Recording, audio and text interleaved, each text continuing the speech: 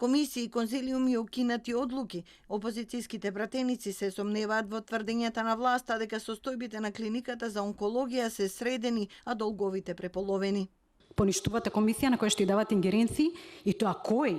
Анализа на карактеристиките на болеста според кои пациентите ќе се селектираат како кандидати за евентуален третман со лекови кои не се на позитивна листа. Еми, ова е во вашето владение. И сега не знаеме која прави селекцијата. Која комисија? Оваа поништенава на која што ја дадоа ингеренции или новава?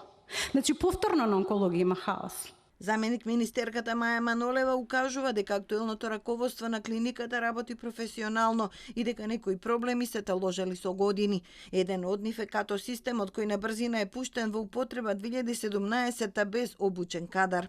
Колку луѓе се едуцирани, колку медицински сестри се едуцирани за работа со като системот, колку од нив активно работеле, моите информации велат дека една сестра е едуцирана, една сестра може само 2 часа да работи во ваква централна единица за подготовка на лекови.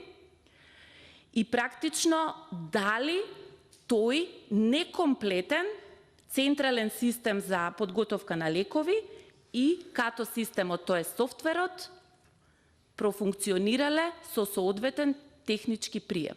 Пред анкетната комисија сведоча и поранешните заменици Илир Хасани и Владимир Рендевски. Објаснија дека немале никакви сознанија за злоупотреби на клиниката, ниту пак добиле информации или овластувања од министрите.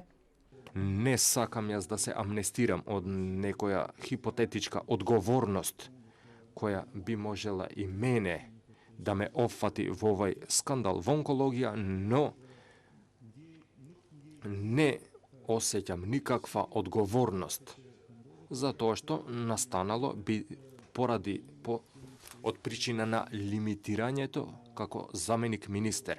Од мој аспект, јас да сум на место, ако се алармира, дали од Фондот за здравство, дали од извештај дека одредена клиника од било кои причини, дали се работи за биолошка терапија, дали за некоја друга, значи има евидентно зголемување или на долгот, или на бројот на пациенти, треба да се реагира.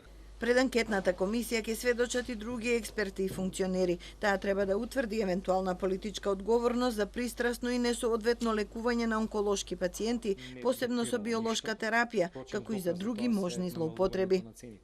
Кога нешто би диктирале, веројатно цените би биле многу повисоки.